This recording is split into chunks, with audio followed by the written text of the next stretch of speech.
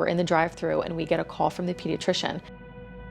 And she said, "I'm really sorry, but Evan has a large mass in his chest that's pressing on his airway, and you guys need to go to Johns Hopkins right now." She said, "You have a very limited amount of time."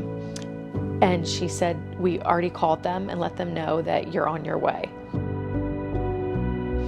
And I think that we both just like looked at each other and not having any idea what that meant.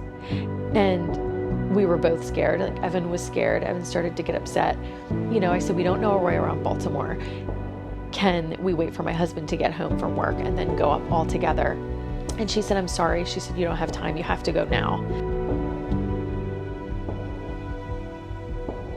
I initially thought that it was a tumor that he would have to have maybe surgery on to have removed.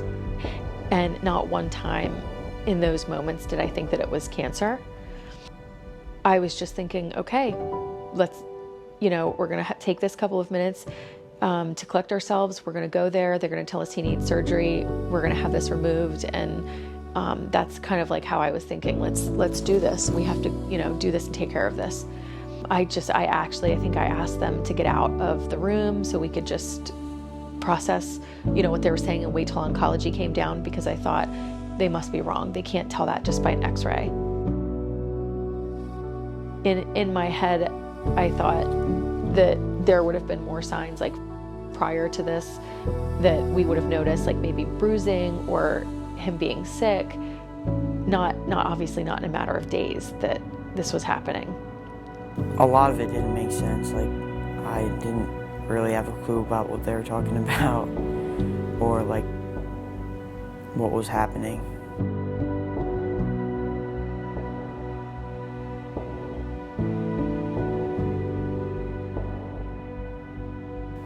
Some of his toxicities have been very typical, but I also feel that a majority of his toxicities are very atypical, and we've had to hold therapy or not give him therapy because of all of his toxicities. And this is the fine line that we walk as oncologists. We want to give them enough chemotherapy to kill their disease, but we don't want to damage or make permanent problems for them for years to come.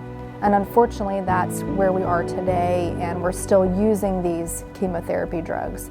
But there are effects immediately that it has on the body, and there are effects later on in life that it will cause.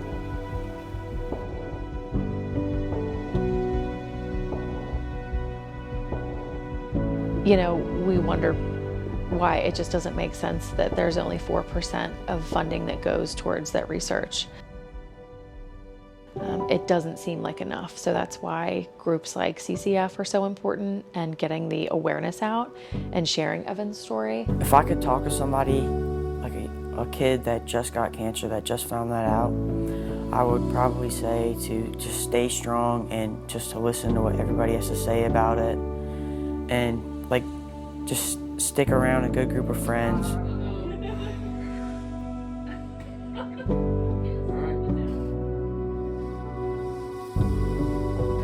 We have made a lot of gains with certain disease groups, and it kind of reflects the more common disease groups that we deal with.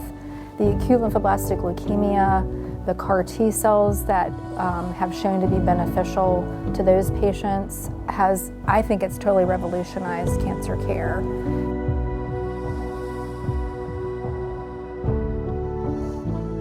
It never felt like enough. We wanted to know more, and we wanted to know exact answers and why there isn't a cure.